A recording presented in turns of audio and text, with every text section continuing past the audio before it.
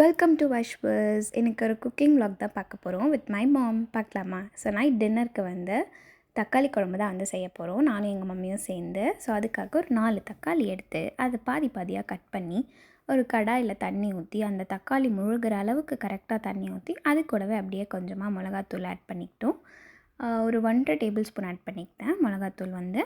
So அதுக்கப்புறமா அதை நல்லா கொதிக்க விடணும். ஸோ தக்காளி வந்து நல்லா வெந்து மசிகிற அளவுக்கு இந்த மாதிரி வர வரைக்கும் கொதிக்க விடணும். அதுக்கப்புறம் நம்ம ஸ்டவ் ஆஃப் பண்ணி அதை ஆற விட்டுறலாம்.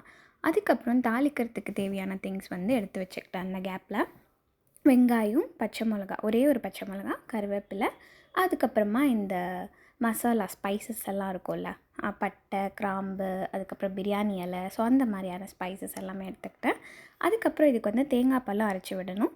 அதனால தேங்காய் பாலுக்கு ஒரு 4 பத்தை எடுத்துக்கிட்டாச்சு.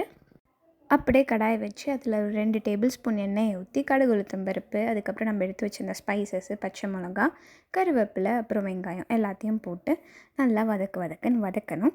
எங்கள் அம்மாவே பாதி வதக்கிட்டாங்க. பட் ஆனால் நான் வந்து கொஞ்சம் சும்மா இருக்க மாட்டேன். அதனால எனக்கு வந்து வதக்கிறது ஆக்சுவலாக ரொம்பவே பிடிக்கும். எனக்கு தெரிஞ்ச நிறைய பேர் அப்படி தான் இருப்பீங்கன்னு நினைக்கிறேன். நம்ம குக் பண்ணுறத விட அந்த வதக்கிற ஃபீல் வந்து ஒரு மாதிரி சாட்டிஸ்ஃபைங்காக இருக்கும்.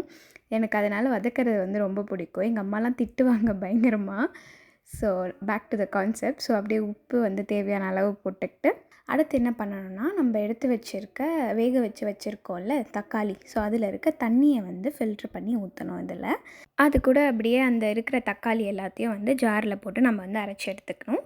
அரைச்சி எடுத்துகிட்டு அதையும் வந்து நம்ம ஆல்ரெடி வந்து தக்காளி அந்த தண்ணிலாம் ஊற்றணும்ல, ஸோ அது கூடயே வந்து சேர்த்து ஊற்றிட்டா அதுக்கப்புறம் வந்து இந்த தேங்காய் பால் எடுக்கணும். நம்ம ஃபஸ்ட்டே தேங்காய் பத்தை எடுத்து வச்சுருந்தோம்ல, ஸோ தேங்காய் பாலும் எடுத்துகிட்டு அதையும் நல்லா ஃபில்ட்ரு பண்ணி அதையும் வந்து அப்படியே குழம்பு கூட வந்து சேர்த்துக்கணும். ஸோ தேங்காய் பால் ஊற்றாமலையும் செய்யலாம், நல்லா தான் இருக்கும். பட் தேங்காய் பால் ஊற்றினா அது ஒரு டிஃப்ரெண்ட் டேஸ்ட் வந்து கொடுக்கும். உங்களுக்கு எப்படி வேணுமோ அந்த மாதிரி நீங்கள் ட்ரை பண்ணி பாருங்கள். ஸோ சூப்பராக இருக்கும் குழம்பு வந்து. தோசைக்கு வந்து என்னோடய ஃபேவரட் குழம்பு வந்து இது தான். ஸோ குழம்பு நல்லா கொதிச்சக்கப்புறமா ஆஃப் பண்ணிக்கலாம். ஸோ இந்த மாதிரி உங்களுக்கு குக்கிங் வீடியோஸ் வேணும்னா கமெண்ட்டில் சொல்லுங்கள். தேங்க்ஸ் ஃபார் வாட்சிங். மறக்காமல் சப்ஸ்கிரைப் பண்ணிவிட்டு அப்படியே பெல் ஐக்கானும் கிளிக் பண்ணிக்கோங்க. பாய்.